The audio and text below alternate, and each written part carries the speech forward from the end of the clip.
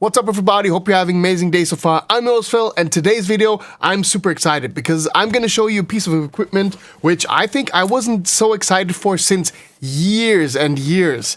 What is this all about? We're going to find out right after we roll that intro clip and then get straight into work.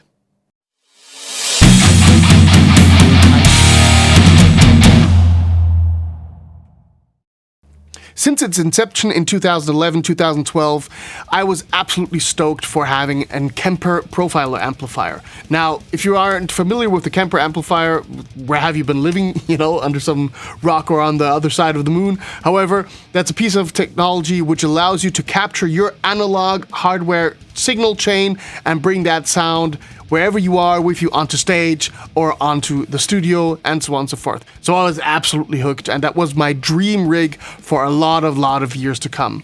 But in 2022, everything shifted a little bit because then IK Multimedia released the Tonix platform, which is basically a software-based, or it started out as a software-based solution, which could do something very similar to the Kemper profiler. And I was all over that as well, and I actually bought myself the Tonix pedal, which I got right here sitting at the shelf right there. A few months ahead, after I discovered Tonix and I was tinkering around with it, some new player came onto the map, the Neural Amp Modeler. Now, the Neural Amp Modeler, also known as NAM, completely changed my view once again on the subject because it was 100% free, open source, and it was actually more accurate than the Tonix, which in itself was more accurate than Kemper. So we had basically the absolute flagship of capturing technologies, if you want to call it so, and that for 100% free. Having discovered the Neural Amp Modeler and being totally stoked on the idea of it, my first initial thought was, when are we going to have a developer who's going to have a pedal platform which can run VSTs, actually, which can host VSTs, such as you can do in Reaper or Cubase or whatever digital audio workstation you would have, so that we could run the Neural Amp Modeler. Now, even though that turns out to be a little bit more tricky one, we got an amazing company which finally came to fruition with the idea of bringing the Neural Amp Modeler into a pedal platform. And that is DIMEHEAD Electronics, based here in Germany. DIMEHEAD Electronics is the three-man company which originally consisted of Dirk Meyer and Helge Adamo, which are basically the namesake, the name giver. Dirk Meyer being the dime portion, Helge Adamo being the head portion, and recently also Fabian Schwartau joined the team, and they're basically huge gear nerds, and they already created some quite, I would say, legendary, or in the underground scene, legendary devices such as an Schumann PLL clone. If you're not familiar with the Schumann PLL, that's an analog harmonizer, which is very sought after, kind of like the Klon pedal, which we all kind of strive for, and it's super expensive, like 3,000 euros. But they made a clone which was very much accepted at the market, and everybody was kind of raving over them. And now they have basically made another absolutely cool piece of equipment, which is the NAMplayer. The NAMplayer is a small player pedal which can load NAM profiles, can also load up to 60 seconds of convolution Reverb-IRs, so basically cool reverbs. We're going to also demonstrate that in this video over here, and it can also load IRs. It has a bunch of cool other features which we're all going to check out in this upcoming video. Yeah, I got one of the pedals over here, courtesy to the people at DIMEHEAD. I got it heavily reduced in making this video, so I do consider this a sponsored video. And first of all, I want to give a huge shout out to the people at DIMEHEAD, especially Dirk Meyer, who I've been speaking about this pedal quite a long time ago. So that's really cool that they allowed me to introduce this pedal. I think that I am the first person who ever ordered on their web store the NAMplayer, because I was kind of part of the initial launch right before it went online. And I think this is the very first NAMplayer which commercially has been sent to me. I think there are a few friends of Dirk Meyer who received theirs before, who already tinkered around, but I think this is the first commercially bought NAMplayer pedal, and I'm super excited to unbox this over here with you. So let's do this together, and off to the next scene. All right, I got the parcel over here, I got the knife over here, and let's get ready to unbox. This is my very first actual unboxing video, so I'm gonna try my best to showcase what's going on over here. Cut this carefully open. There we go. Oh man, I suck at this so badly. Okay, very carefully. We do not want to hurt the insides. I have no way how they pack it. I have no idea how they're going to pack it. Okay, let's put down this knife over here. And let's carefully open this up. All right. I'm super excited for this. I hope you are excited as I am. So there we go. Okay, first off, we got this foil over here. Don't need that. Let's put that away. And yeah, it's wrapped around in bubble tape over here safely so that nothing can happen. Let's put this parcel away. Whew, I'm excited. Nice. Oh, hang on. There we go. Yeah, they made sure that they packed this in enough bubble wrap so that nothing could happen. And there we have the beauty. That's what she looks like. This is the normal packaging. What does it look like? Let me have a look at this from this side. Ooh. There we go. Okay, we got the NAMplayer pedal over here. It is true. It is alive. Is it a bird? No. Is it a plane? No. It's the NAMplayer by DIMEHEAD. Awesome. Awesome, awesome, awesome. I'm super excited. Look at this beauty over here. Wow. Look at this over here. There we go. There we go. Wow. This is amazing. Oh, the pots really feel good. I heard that they're alpha pots, so that's really good. You can really feel the consistent quality of those pots. Man, that's nice. That's really nice. The parameter is a little bit on the softer side of things, you know, like a little bit more wiggly. That's okay. Wow. Oh, wow. This is a high... This feels really good. Man, I have to say, the alpha pots are doing an amazing job over here. Without knowing how they actually react and how they... Yeah, this looks amazing. The metal casing is, you know, like, I think sand sprayed is what you call it. And then, so it's kind of a little bit of a rough edge, but very nice to the grip. Doesn't leave that much of, you know, sweat stains. I have sweaty hands, so that's cool. Yeah, and the foot switches feel really good as well. Wow, this is cool. All right.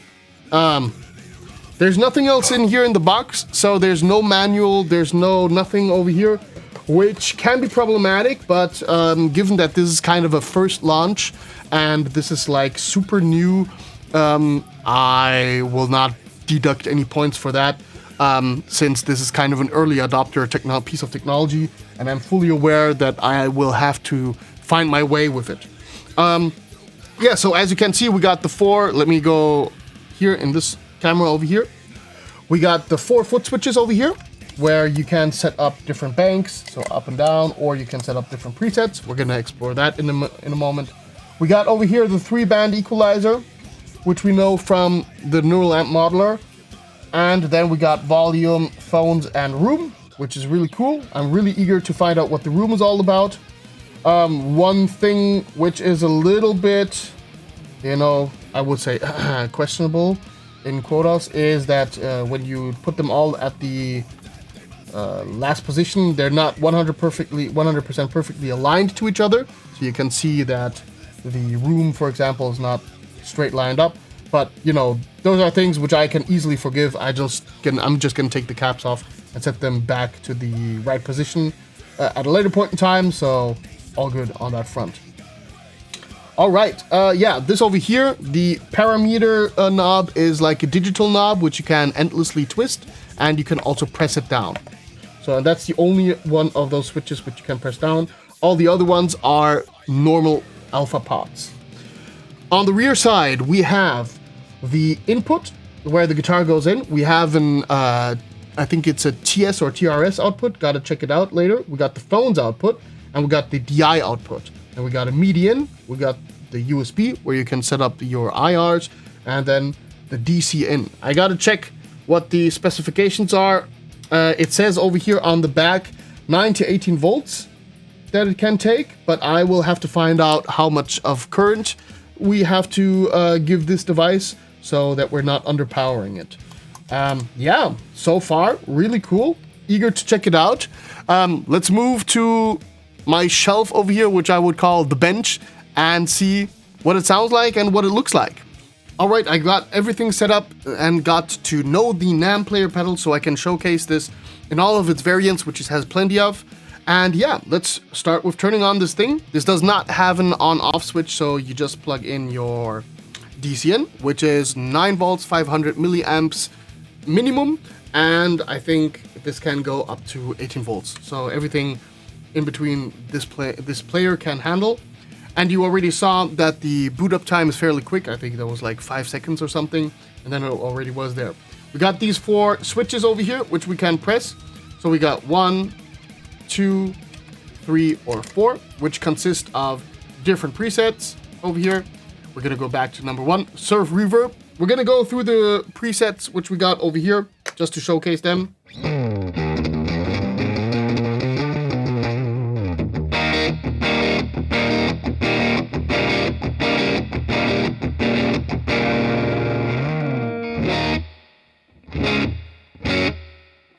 And there you already can hear one of the key features of the NAMplayer. It has the convolution reverb on there. This specific convolution reverb is not exactly my style, but we're going to get to that key feature in a later moment. Next up, we got the lead, which is a plexi-based NAM capture.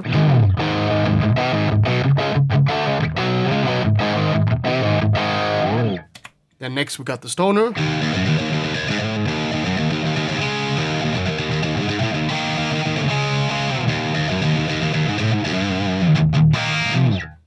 And then, last but not least, we got classic bass. Clearly a bass tailored plug preset.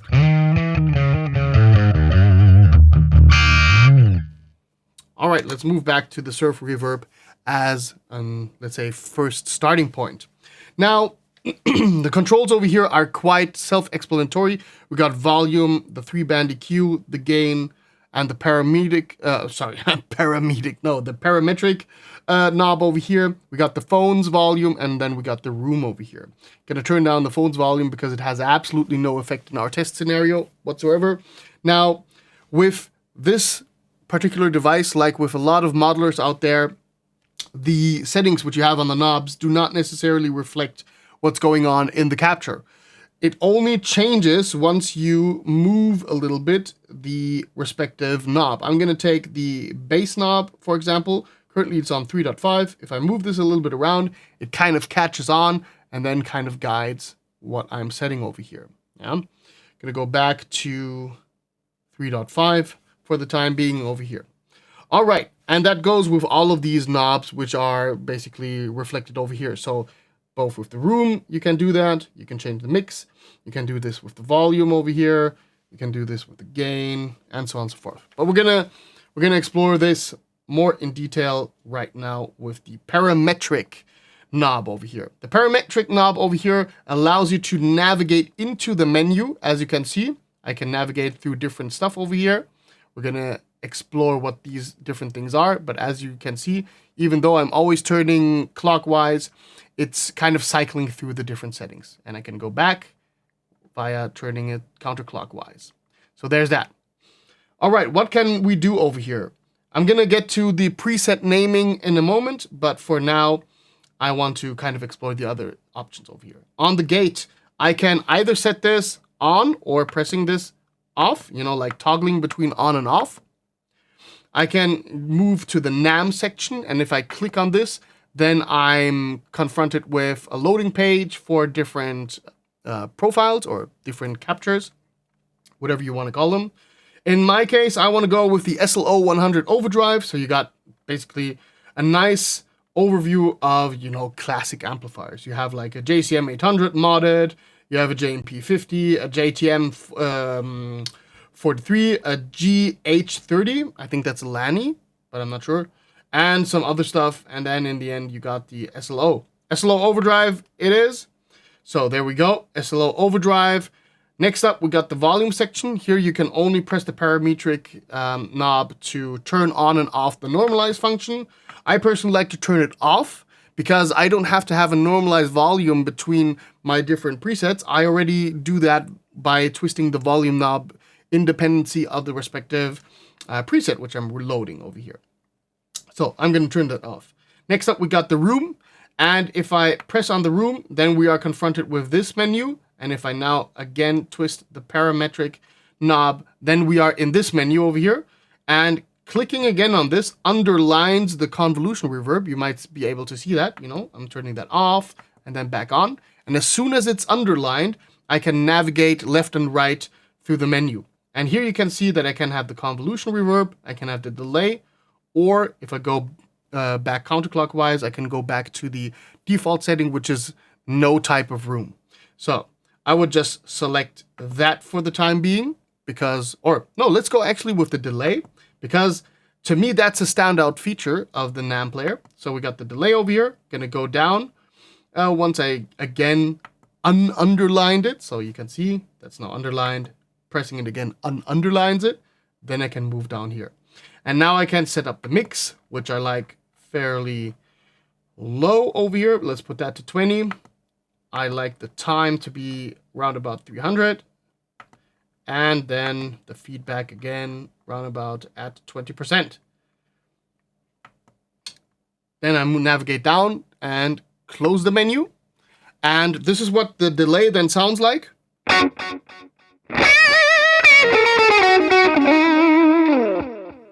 All right, now that was pretty loud.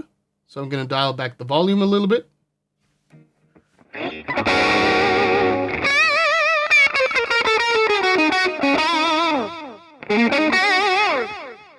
Right, that's nice. Okay, then let's move on. Next up, we got IR. By pressing the IR menu, we again can choose our impulse response, very similar to what we have when we navigate through the NAM profiles.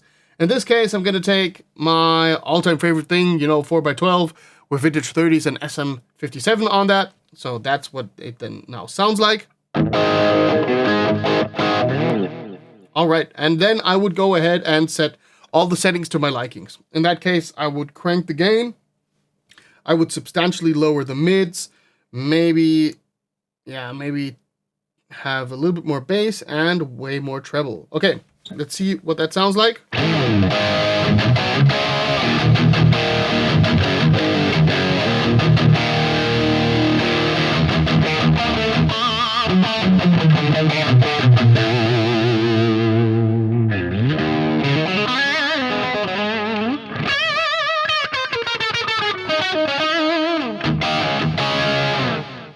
Let's take the room out.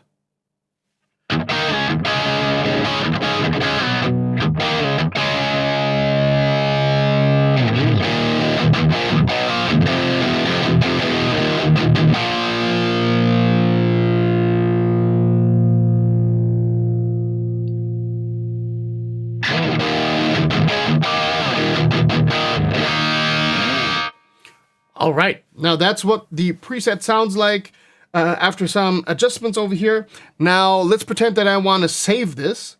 Then I would have to first go ahead and I want to rename this. In order to do so, you have to navigate until you got the 1 highlighted, and then you press along the parametric and it kind of jumps over to the name. And now that's a little bit tedious. You have to kind of go, you know, letter by letter and then do your thing over here. SLO. I want to have this completely taken away, so I have to delete kind of every single letter over here.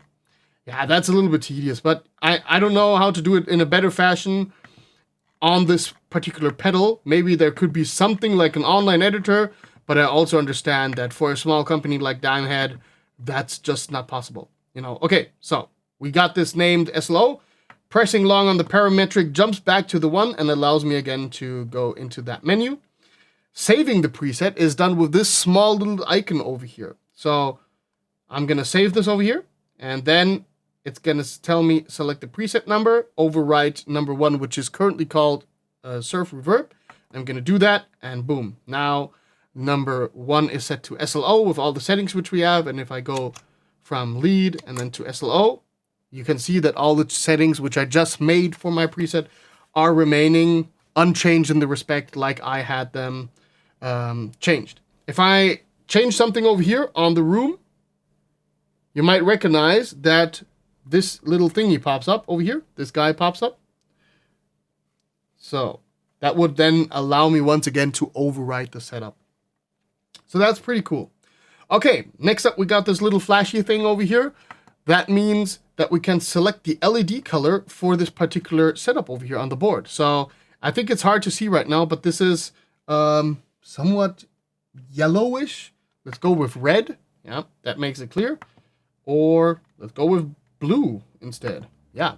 Okay, now that's a really cool feature. The Tonix one already has this, or brought this very new to the table. I'm super glad that the people at DIMEHEAD already implemented this from the get-go, because this makes it super easy on stage to know, okay, let's say for example, clean with reverb, is your blue channel, and then your crunch channel is orange, and your lead channel is red. That's kind of a very typical color scheme. You could replicate this over here with the respective foot switches and the LEDs corresponding to that. So that's really cool that they have thought of this. Next up, we got the actual settings menu.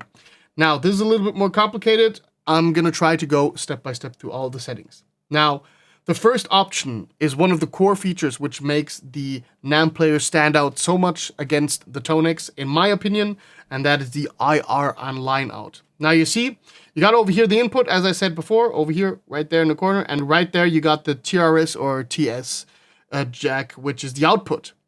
And over here you got the DI out, which is the XLR cable. Let me go a little bit back with this so you can see my current cabling right now. Here we go. So you can see over here, we got the input of the guitar. We got nothing engaged on the output over here with the, well, how you call it, 1/4 inch jack over here. And then we got the DI out, which is going out of XLR. The IR on LineOut feature, what does that allow for? That allows for that we can set this to no. That means that on the TRS jack or the TS jack, there's no impulse response, while on the DI out, we always have the impulse response on. That's the default setup. This allows, in my case, this is the game changer. This is the major reason why I'm so excited, you know, apart from the fact that, of course, NAM is more accurate than Tonix, but this is a core feature and standout against the Tonix, because I run situations in which I have to fire up a power amp with the cabinet, and we still have in-ear monitoring.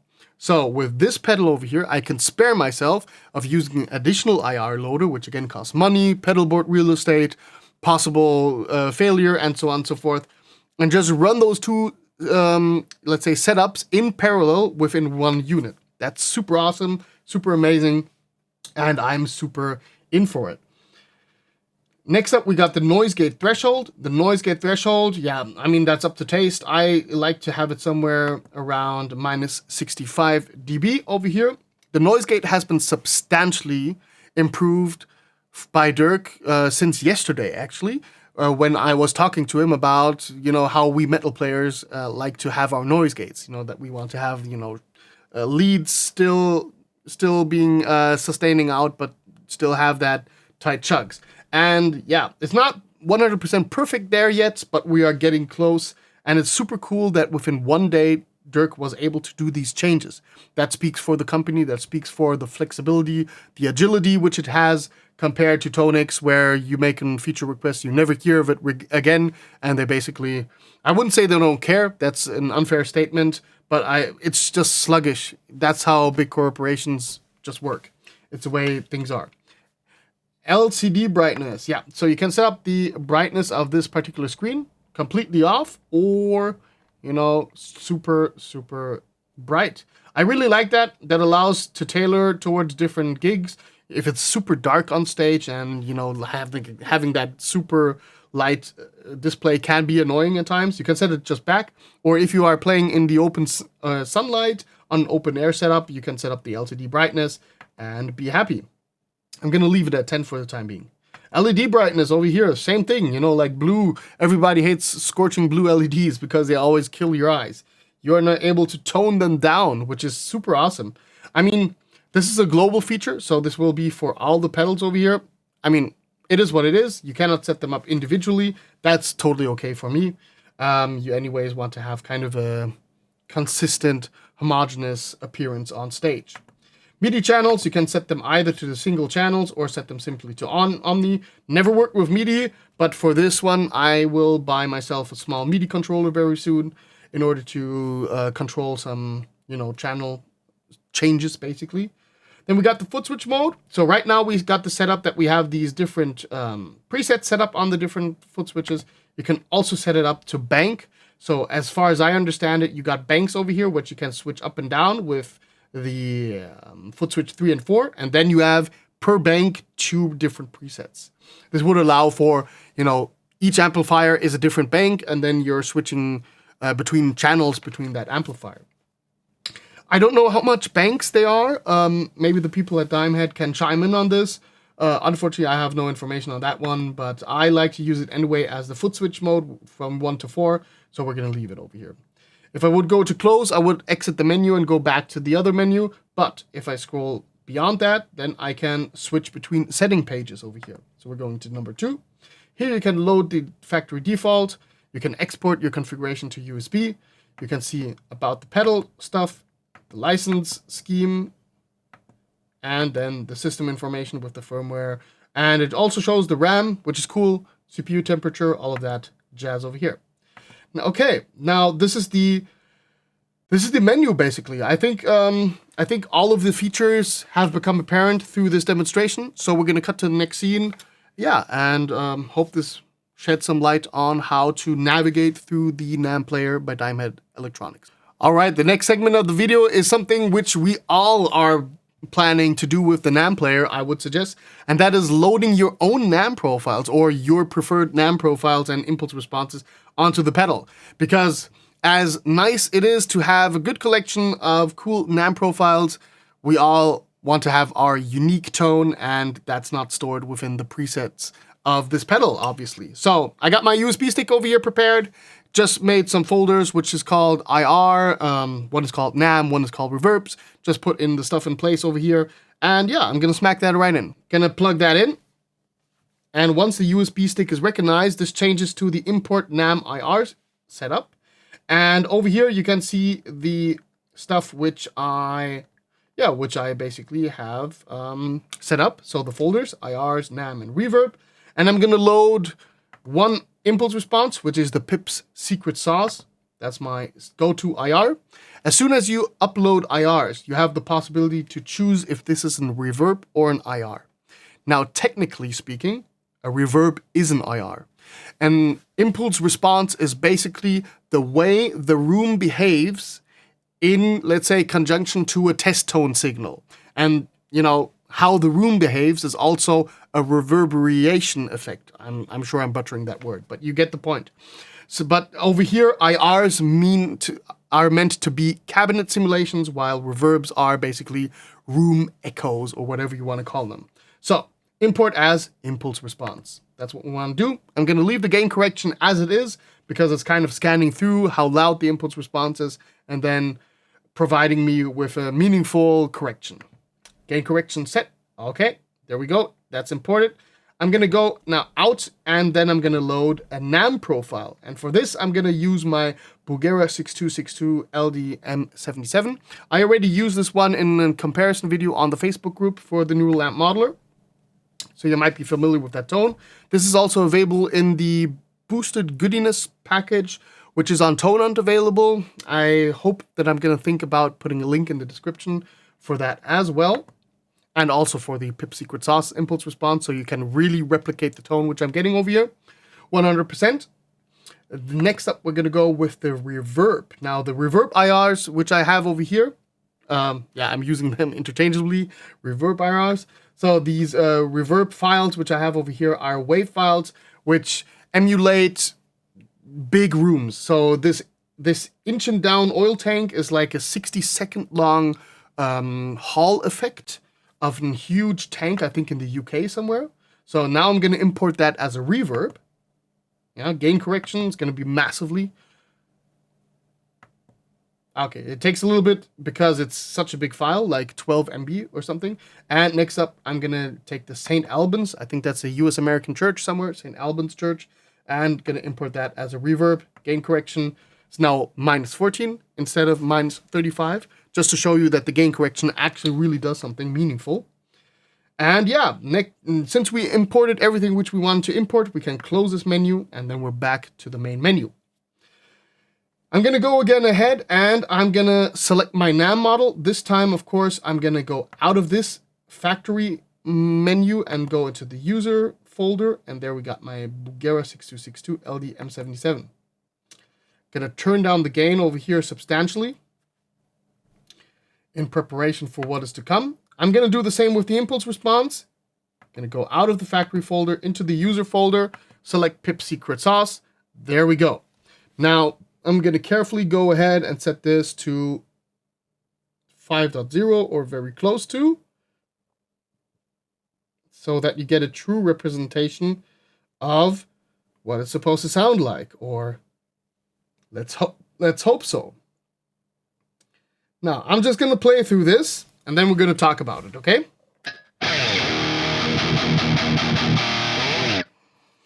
Now, if you are listening carefully to this tone over here,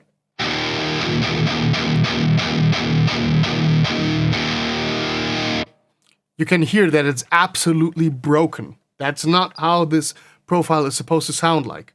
The reason for this is that the gain setting on the pedal does not necessarily reflect the gain setting which you have on your interface running through the NAM plugin. On the comparison video which I did on Facebook, I explained this a little bit more in detail. The reason behind that basically is the input-output scheme, the analog to digital conversion, and all of these things. However, if I dial this back to 1.9 and I dial up the volume to somewhere around 6, then I get pretty much exactly the same response like I'm getting when I'm using the NAM plugin with my Audient ID44 interface over here. I'm going to have a clip in this video where I'm going to compare these two recordings, which is the same thing which I did on the Facebook comparison, just to make sure that you have that comparison here in this review as well. This is what the profile actually is intended to sound like.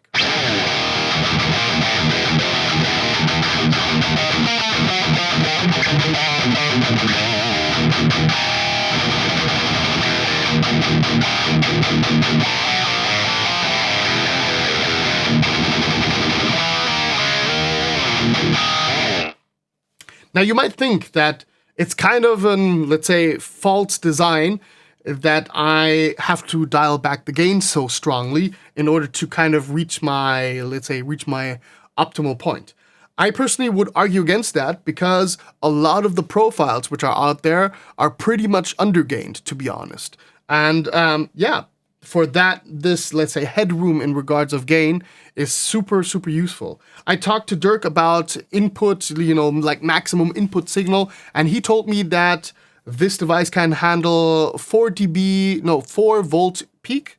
I'm not sure what this translates to in dBu, but this is absolutely enough. My guitar, if I smack it like an idiot, can only reach up to 2.5 volts, somewhere around that ballpark. So I'm never getting close to that clipping limit. So this broken feel, which I had before when cranking the gain, definitely is not because I'm clipping the input of the NAMplayer pedal. It's because I'm pushing the gain beyond a reasonable thing within the DSP. Yeah. So as I have it right now set up, maybe a little bit less is absolutely correct. How it's supposed to sound sounds 100% identical to the actual plugin within the audio interface, how I created it.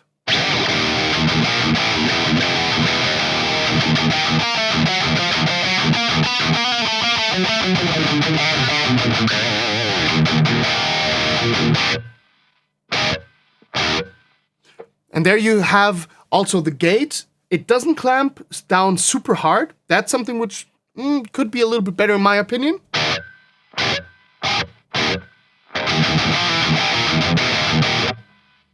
But also granted, we got a lot of interference noise from the lighting over here, which is kind of keeping that up. But what I do like a lot is the way Dirk improved the noise gate when it comes to fading out the leads.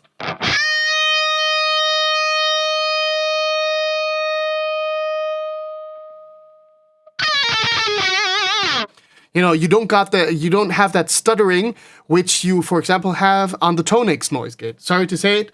I'm gonna just take a delay over here. Like, yeah, let's go with 25%. And then...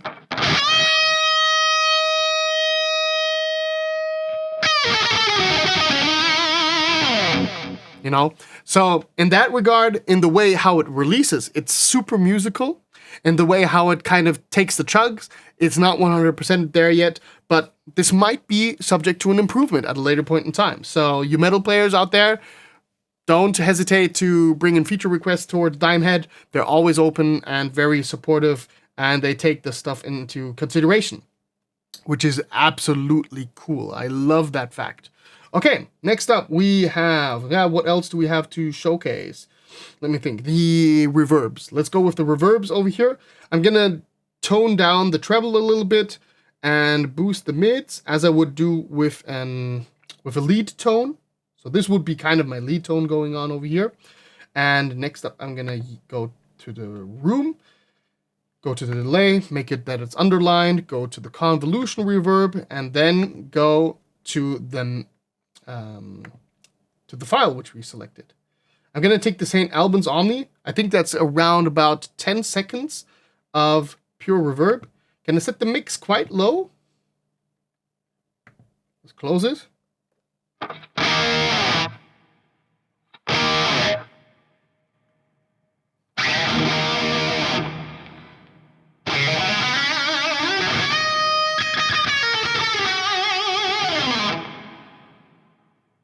That's a cool reverb.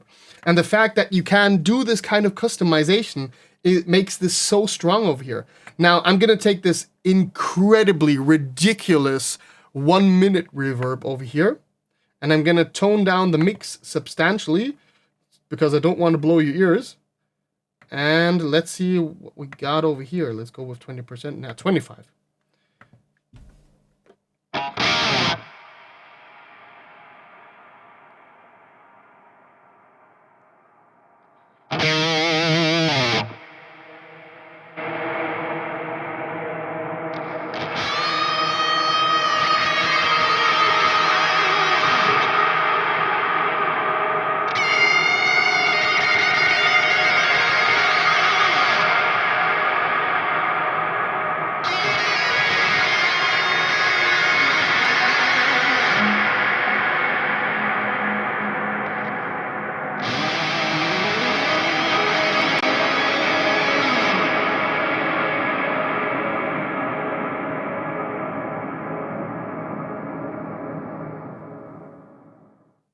All right, that's ridiculously cool. I mean, I'm absolutely not the type to use this stuff, but I could easily imagine that somebody who's into ambient shoegaze and how you call that stuff, you know, ambient noise, they could easily use this feature very much to their liking and their benefit. That's really, really cool and really kick-ass, in my opinion. Yeah, I mean, there's not that much to say in regards of importing your own NAM file over here in that regard. So we explored now this kind of situation on how it sounds like. Let's move ahead and let's plug this into a power amp and let's see what kind of results we get from there. Now, before we move on with the next step or the next chapter, which is setting up the NAM player with a power amp and then running that through the cabinet and miking that up so that you kind of see that this is really also usable for, let's say, live band application, I want to showcase the A/B comparison, which I have spoken about before. Now, this green set over here is the file or the reamp where I got the plugin engaged, the NAM plugin, where I got that one, and the red track is where I used instead the NAM player. Everything has been reamped, so it's exactly the same input file. It's exactly the same riff, and I actually nulled them, and they canceled out quite okay. And yeah, let's see what we get over here. I'm gonna just simply A/B them via clicking over here. And then the one which highlights is the one which is currently active. So let's go.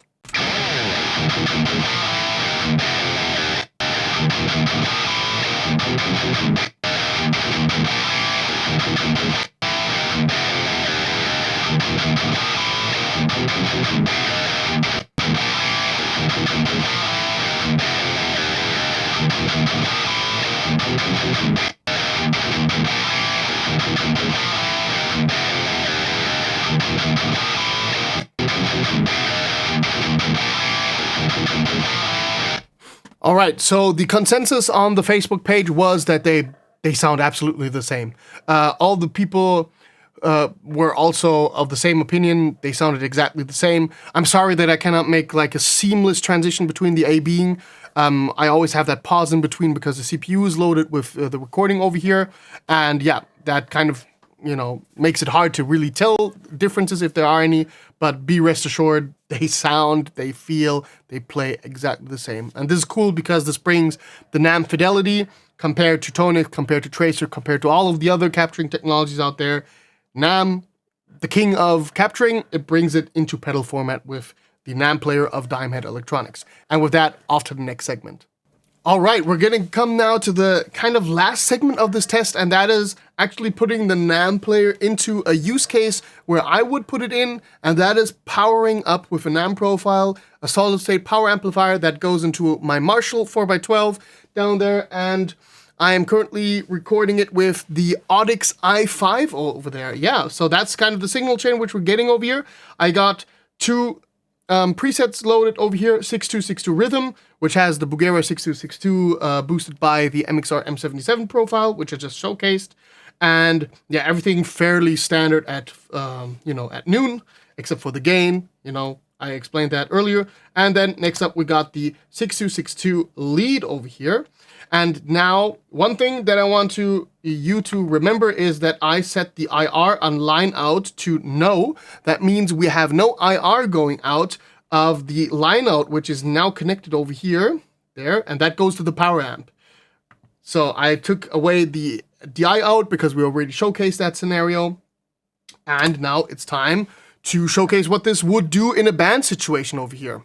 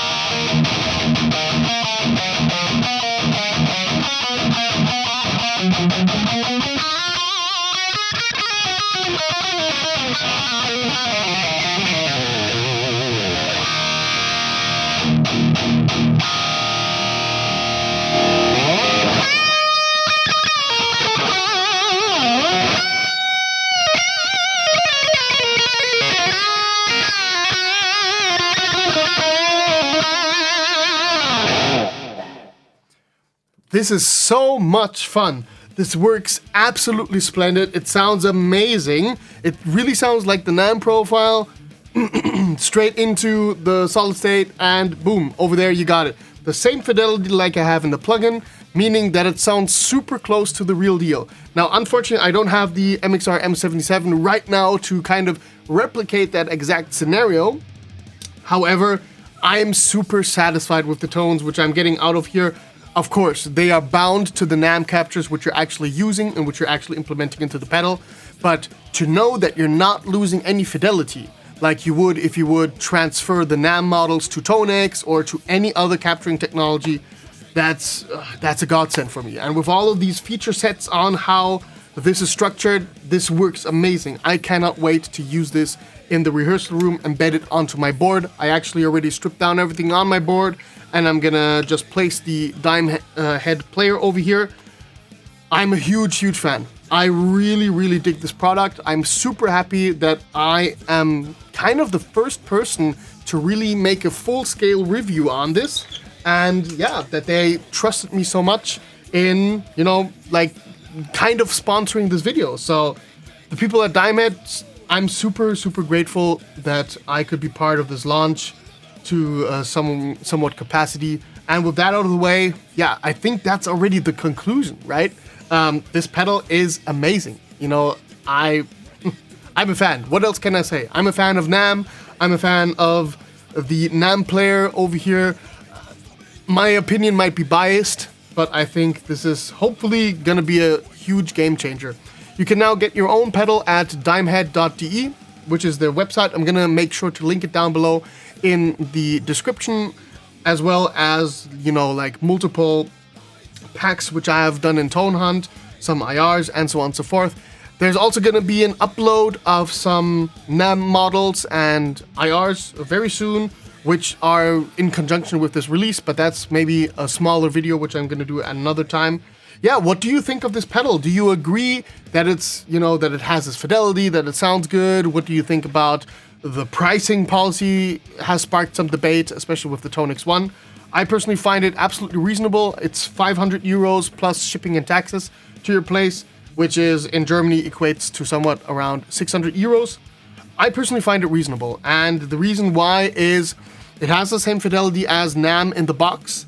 It does have a delay. It does have the possibility to run one out with an IR, one without an IR. Yeah, it has the convolution reverb, 60 seconds of convolution reverb. That's bonkers. I think Strymon released a pedal, or they updated one of their pedals recently where they are making 15 seconds of convolution reverb a huge deal, and everybody's raving around this. This can do 60 seconds, so it's like bonkersly more. And DIMEHEAD has promised that this is not going to be the end in regards of effects. Where I see a delay, I also can see easily a chorus, which would be phenomenal. And there's also some other discussions with Dirk, which I unfortunately cannot leak right now, but this pedal is going to get some really nice firmware updates in the future, and I personally can't wait for those to, you know, take place over here. I'm a fan. I cannot say more than that. With that, everybody who's been watching, who's been following my content over the last few days on Facebook and so on and so forth, I absolutely appreciate it. I absolutely adore the conversations which I have with you guys. You know, the open constructive criticism in regards of testing methodology and so on and so forth. I refrained from doing comparisons to Tonex, to Tracer, and so on and so forth, because I wanted this pedal for itself to shine, make a review out of this. There possibly will be comparisons against Tonex very soon on the channel, but for that I first got to find myself some time and work myself through some more profiles, create them, and so on and so forth. Thank you everybody for watching. I hope that you took any use out of this information. Thank you again to the people at DIMEHEAD. Yeah, awesome. With that out of the way, hope to see you in the next video, and until then, keep it metal.